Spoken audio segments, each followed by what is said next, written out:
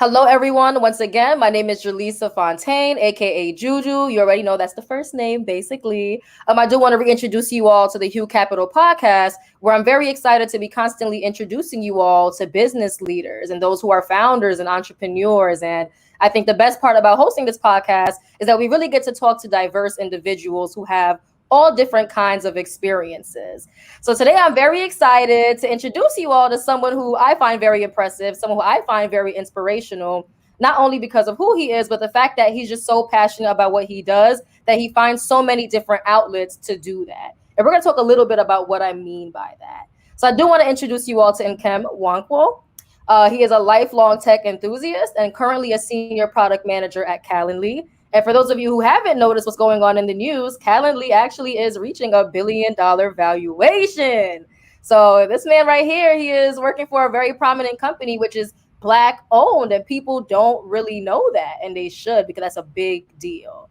After starting his career as a software engineer at John Deere, he quickly transitioned into products, where he has been ever since. Nkem has been a BS in computer engineering in Georgia Tech, as well as an MBA from the University of Michigan. He is also the author of After School, Is Getting an MBA Really Worth It? Which is a very dope conversation to have, because I think a lot of people are always on the fence about, should I get that degree or should I not? In his free time, he enjoys working on software side projects, as well as mentoring up and coming product managers. So I can brag all day about this man, but I'm sure he could tell us a little bit more himself. So once again, Nkem, definitely let us know who you are and what maybe I left out. Tell us about yourself. Yeah, definitely. First of all, hey, everybody. Good to be talking to y'all. Juju, thank you so much. I appreciate you inviting me to this. So like Juju said, I'm Nkem, and I am now I'm a lead product manager. And I actually transitioned from Calendly maybe 2 months ago, and we can definitely get into that whole conversation and all of that.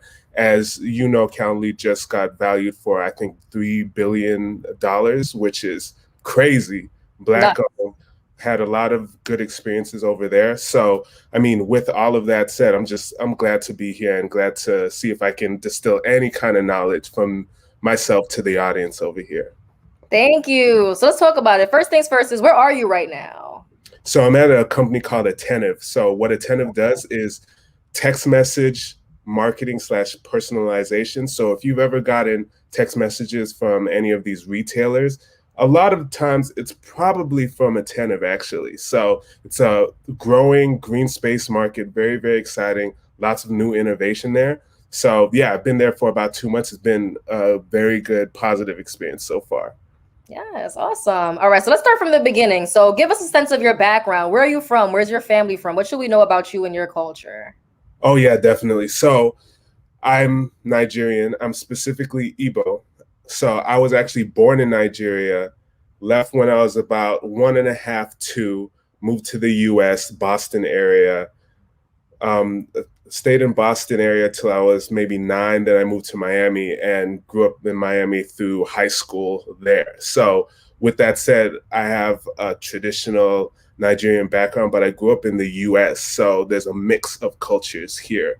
You have a strong, I guess, traditional foundation with a mix of, hey, we live in America. So it's always interesting to see that intersection. And it's funny, my wife is actually very similar as well. So we're basically first generation Americans over here.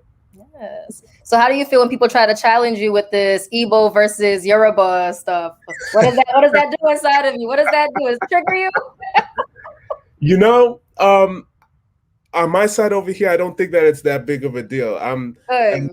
I think we're all brothers and sisters at the end of the day, so I don't see it. There's not too much beef over here on my side. I love it. For those of you who don't know, these are like different tribal aspects of the culture of Nigeria. So it's always little, we always have these little cultural battles going on. So I had to put that in there. But thank you for letting us know that you are not very particular about that. You're about everybody, you're about the culture. I love it. Yep. So I do want to kind of drift from, your ethnic background and the fact that, you did migrate to this country. You came here, you're looking for new opportunity with your family. And in all honesty, you did pretty well, right? So talk about the fact, you came here, you're doing the whole school thing, and you came into college, right? Like, what was that project like, kind of getting into undergrad and figuring out that tech is the route that you wanted to take? Yeah, so I mean, first of all, one thing that you probably know about Nigerians, Igbo people in general, is that we are very focused on education. That's right. Basically, it's three things. You're going to be either a doctor, lawyer, or engineer. So, Mm-hmm. law, it's not my thing. Doctor, that wasn't my thing either. Ended up being an engineer. Filled out one of the three. It's pretty much kind of forced on us, right? Yep. From childhood, my dad would in the summer give me math books to do and science books to do, and I basically had to do them. So it's very, very promoted. Just education is really, really big. So with all of that said, I've been interested in tech basically my whole life. I remember my dad one time he took me to his office and I saw a computer and I was just engrossed or just really just fascinated with how you go from like circuit boards to what you actually see on a computer screen. And that just really shaped how I wanted to actually get into tech in the first place. So when I was maybe in middle school, I learned that there's something called an engineer, and an engineer builds stuff. And I like building stuff, played with Legos, all that kind of all that. And I said, hey, I'd love to be an engineer. But then I found out there was something called a computer engineer. Oh, wait, you get to build computers. I like Mhm. technology, and I can be a computer engineer. So I said, this is what I want to be. I had no idea what a computer engineer actually did.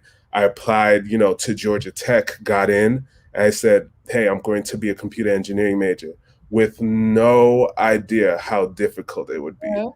That was a gauntlet. It's interesting. But, I made it through. I got out we say at Tech. So we can definitely get into the details of how that process even went. But yeah, it was not easy. Get into it. I'm ready. What's the detail? Yeah. Let's get into it. Do it. I'm ready. So one thing about going to a school like Tech, there's only going to be a few Black people. There's only going to be a few people that look like me and that I can relate to, when I get there. Literally, when I got into school, there was probably, let's call it like 6 to 8 other Black people in my class in computer engineering at Tech. I was literally the only one who stayed in computer engineering by the time that we graduated. We Wow. had a few, one or two that was switched to electrical, but computers specifically, there's a certain path there that's really, really interesting to actually go down. Right. Um, so what you're probably asking now, how did that even happen? Like, how does, how do you get weeded out like that? Well, Right. there's steps to that process there. When you get into tech, you come from a place where you were the smartest kid, amongst your friends in high school, and it's pretty easy. In high school, I didn't really have to study that much, just blew everything out of the way. It was very, very simple and basic, right? You get into tech, everybody is like that. Everybody is at that level. There's people who've been coding since they were literally 8 years old that I was in class with in these coding classes. So you get in there, those kids, they already know Mhm. everything. I didn't have any of that background. I basically just picked computer engineering because I said, yo, engineers make something. I like Mhm. computers, put it together. That's That's what we're right. going to do. Talking to the other Black kids in my class, it was exactly the same thing. They were like, yo, computer engineering is cool. So let me go ahead and pick that, right? Mhm. We were not prepared for how, like, maybe you could say it's the rigor of the curriculum, but that's not even all of it, right? The bigger piece is that when you get into school, you realize that there's certain communities here that I think I have this phrase that it takes a village to make an engineer. Mm. So when I say that, the white kids hung out with each other. The Yep. frat kids hung out with each other. Yep. The sorority kids hung out with each other. The Chinese kids, Yep. the Korean kids, Mhm. Vietnamese kids, the Indian kids, Pakistani kids. Everybody had their own clique, right? And this clique would help them through studying, getting I guess they call it word, which is basically the test from previous semesters and all that. They actually have systems that they pass down these previous tests, studying systems, even, I mean, I'm not going to call nobody out, but little cheaters in there, all of that. Right? No, it's very true. This is at all universities, by the way. This is not like uncommon. This is real. This is a reality. It's true. This is real deal. Like there's heavy systems here that help people get through this. What I actually realized is that, these kids that I'm in school with, they're not actually smarter than me, right? No. That Indian kid, that Chinese kid, that Korean kid, they are not actually smarter than me. What it actually is, there's probably one or two smart ones, right? Yep. And the rest of them are just pigging back off of that one or two there, right? That's and it took me maybe a few semesters to actually realize that, right? So in all of these study groups and all of these, group huddles, I basically, after getting beat down through test after test and just struggling my way through tech, and, I was still making all that. One thing that I decided was that, hey, you know what? I deserve to be here. I really belong. And I, through force, basically forced myself into all of these different study groups, into all of the homework sessions, into, yay, we're studying for a test. I am as intelligent as everybody else here, and we're all just trying to make it through. I know you've been coding for whatever, since you were 8 years old or whatever, but I put in work over here, and here's my algorithm, right? And through that force, I got into those groups and made it through tech, basically. But the thing is, go ahead.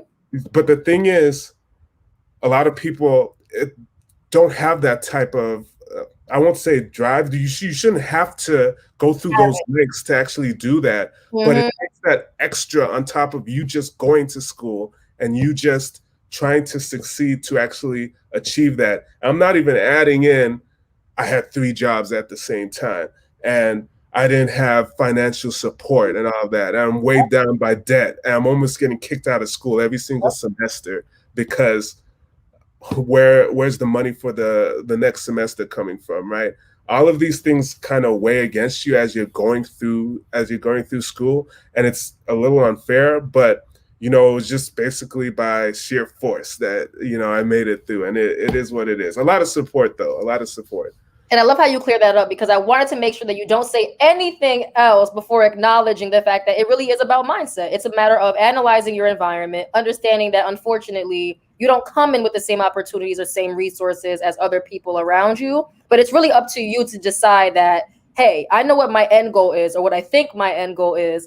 And if I really want to get there, I'm not going to allow these systems or whatever it is to keep me from getting that. And I think that by you emphasizing the fact that people need to find that energy in themselves to say, hey, listen, I see these clicks and these clicks are winning. And even if I don't look like these clicks, I need to be in there. And I'm going to figure out what does it look like to talk the talk or walk the walk with them to make them feel comfortable enough to let me in and realize I grind just like any one of you. And we could really work together and really get things done and do something. So I do love that you acknowledge that it's a mindset and it's a matter of analyzing your environment and knowing where you are. And to your point about the whole systems and the passing down and we know about those. Everybody doesn't know about that, but they should. That's a real thing. I think that people have to realize that you should try your best not to be intimidated because someone seems to be smarter than you. Sometimes someone either puts in the work or they just have certain resources around them that puts them in a better position to seem like they're smarter than you. It's up to you to figure out how do you tap into what they're tapping into so that you can also be quote unquote as smart or as comprehending as you need to be for whatever it is that you're doing. So I really do appreciate that. I think that we needed to hear that. And now that we kind of understand the undergrad background, once again, you did go into the workforce and you did write a book after a very prominent experience, right? So kind of walk us through the transition of leaving undergrad, conquering all of these discrepancies, getting in the workforce, and then deciding I just might need an MBA. What happened? Yeah, so graduated back in 2010. I started off my career as a software engineer, an embedded software engineer. So I worked in the Midwest, large agriculture company up there, John Deere. Did that for 3 years. So half of those 3 years, about a year and a half, I was in my software engineering role, super technical, hammering stuff out, just really learning how to do a job, proficiently. And it was crazy because at this point, I'm getting paychecks, more money in one paycheck than I've ever had in my bank account in my life. So I'm like just blown away. I'm like, yo, this is my first time actually making money, which is mad cool, just to be a 23-year-old and you're doing your thing. I moved out to Iowa in the middle of nowhere.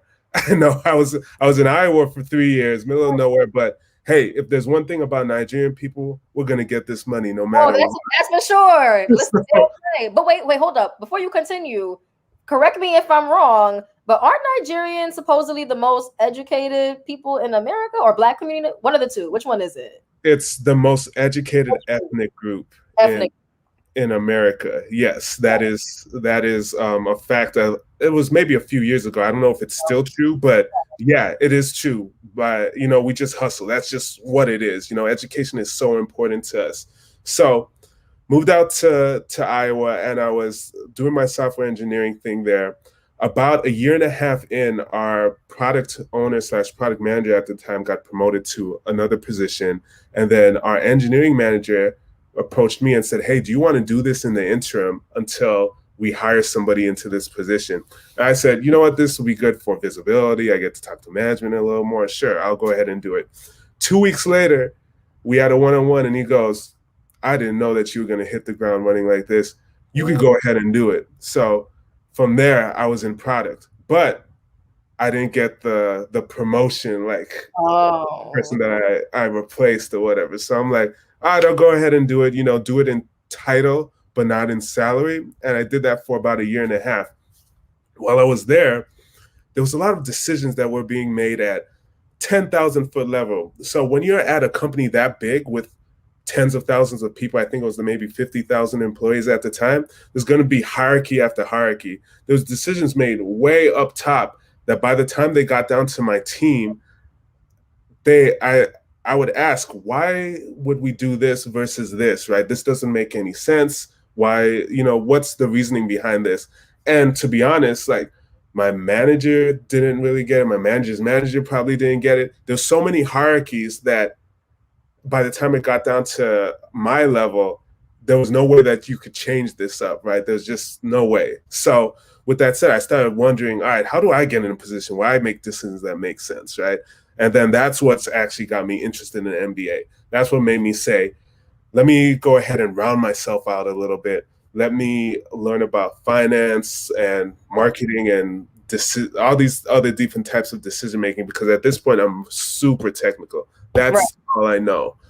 So before you continue, if you don't mind, I love that you made that point about the fact that you were super technical because you've been serving in this software engineering role. And now that you're kind of having the opportunity to drift into this product side, you're noticing this switch that people talk about where you go from specialist to generalist, right? It's like now that you know that you're really good at something, and in order to manage people or to manage a product, you got to be good at or at least understand a couple of different things. I think it's cool that you really noticed that you had to go from specialist to generalist, but keep going.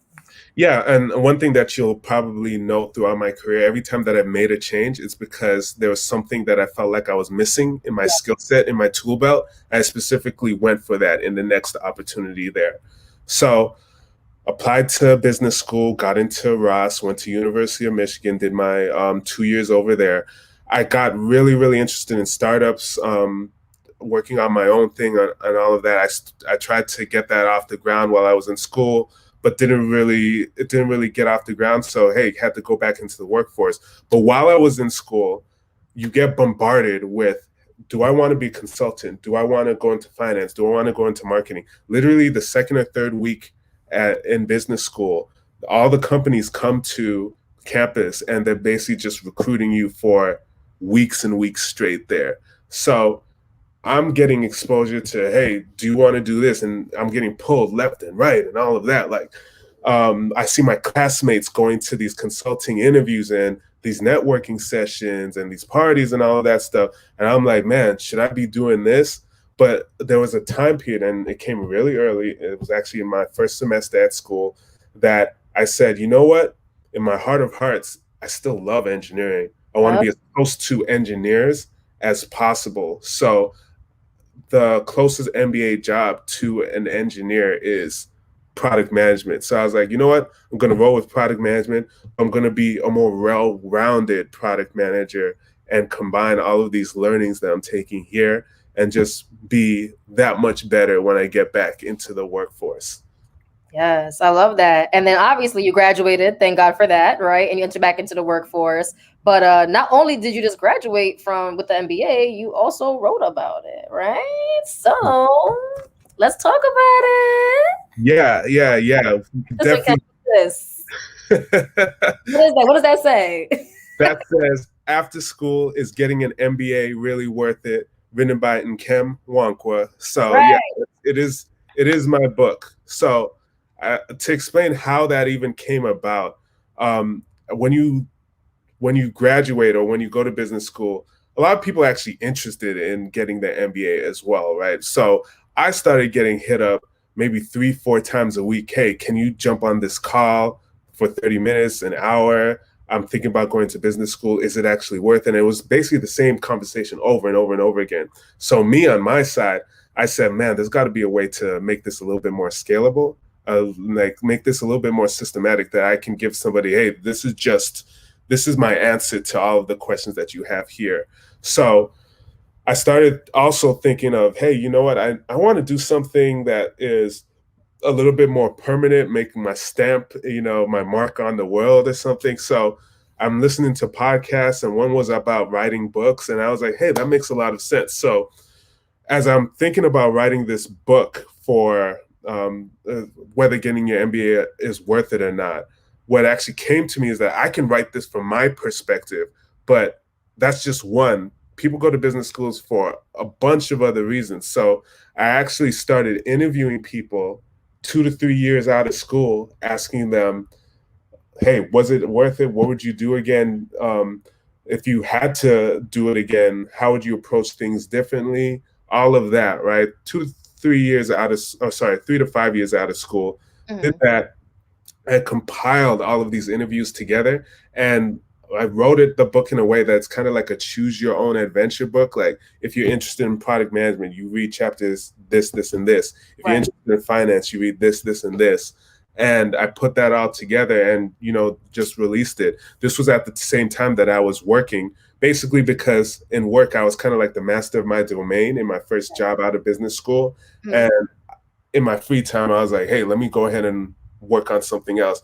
This was in addition to, I had like other coding projects that I was working on and all of that, but I felt like just putting this out, and it was pretty well received. So I think it was decently successful. Yes, thank you for that. And of course, as we start wrapping up this first part of the interview, I want you to kind of sum up this day to day. So obviously we know that as a product manager and being more that engineering type of product manager, you're good at a little bit of everything, right? But just kind of walk us through that day to day and why it's so important to even want to serve in a role like this. Yeah, so your day to day is going to vary depending on where you're at in what we call the software development life cycle. So basically from, hey, I have an idea, all the way to I put this idea out and I release this product and we're iterating on it and we're making sure that customer is satisfied. So there's different steps in that process there. There's ideation, there's customer discovery, actually talking to customers and figuring out what their pain points are. There's writing the requirements document. There's working with the UX design and making it beautiful and usable and all that. There's doing usability testing. There's working with engineering at the same time as far as engineering design. There's project managing it out and seeing how long this is going to take, actually doing it. There's the beta process, the alpha process, the beta release process. There's working with marketing, sales, customer success, customer support, making sure that they're ready when you put something out, that everybody's on board for on launch day. Hey, we're good to go. There's actually releasing, making sure that everything is good. If everything goes good, popping champagne, celebrating with the team, motivating them. And then there's maintaining it after and making sure that everybody knows that your product and your feature was released there. Throughout that whole process, you're doing different things, and as you become more seasoned as a product manager, you're going to have many of these different features and products that you're actually putting out.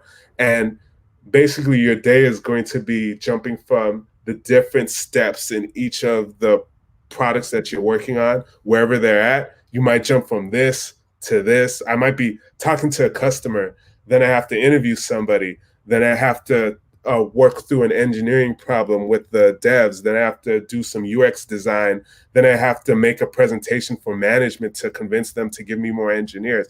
It's all over the place. There's so much context switching. So if you're a little bit scatterbrained, if you're a little bit, hey, I don't want to focus on one thing, maybe consider product management, because you're going to be jumping between a lot of different topics. It's anybody who's listening to this, if this interview wasn't enough to motivate you to want to do product management, I don't know what will, because honestly, Nkem does a very good job at convincing everyone that this is probably a good route for you to go. And before we wrap up, I do want to point out that even though obviously it's a great idea to come from an engineering background and to make a transition into being a product manager, don't feel like that's the only route to do that, because Nkem can also acknowledge the fact that there are so many unconventional ways that people break into product management. Agreed? Agreed, 100%. So I can give you a little bit of the history why people think that you have to come from an engineering background and how that's actually changed. So, and this is actually a little bit when I first started as well too, but it's a little bit slightly before my time. When I first got into product management, a lot of the harder problems in computer science weren't actually solved yet. They were like database problems, these like low-level issues that you would have to have some sort of intense computer science understanding to work with the engineering team so you can come up with the best product. What's actually happened throughout the 2010s is that a lot of these computer science problems were actually solved. And then you had solutions like no-code solutions. You had better UX. You had different frameworks that sit on top of front-end design that kind of abstracted those problems that we don't care about anymore. We have AWS, so we don't have to care about, maintaining the servers and all of that.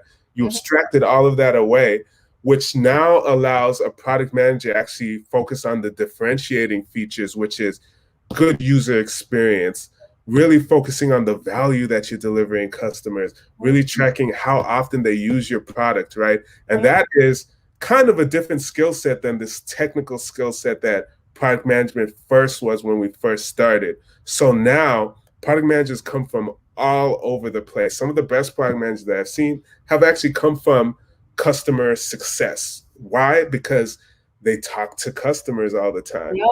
Natural transition to actually get over there. A lot of them have liberal arts backgrounds. So you can come from anywhere. The one thing that you need, regardless of what your background is an intense curiosity in your customer. You start off with that intense curiosity with your customer and you have a good footing going forward. Yes, thank you so much for that. And we'll talk a little bit about that, because what you all don't know is that we are going to start divvying up these interviews, where we do want to make sure that part one is where you get to understand who this individual is, why they're so magnificent, and why they're even here on this podcast. But more amazingly, in part two, which is coming up right after this, is we're going to learn how to actually conquer the interviews, right? It's a competitive landscape right now. So we're going to get into that. But final question, Nkem, what does the future of tech look like? What does it look like? The future of tech 100% is super diverse. Basically, at the end of the day, we have so many different cultures, races, nationalities that use software that product managers build, that it doesn't make sense for the people to build them to only come from one demographic here, because you'd be building incorrect products that don't reach your end consumer. With that said, if your end consumer is diverse, your producer has to be diverse as well. So I 100% easily see us changing how the landscape looks like. Thank you for that. All right, everybody, and there you have it. Thank you so much, Nkem, for being here with us and sharing your journey with us. And if you all are still interested to really figure out how to master these interviews, stay tuned for part two. Thank you all so much for listening, and have a good one.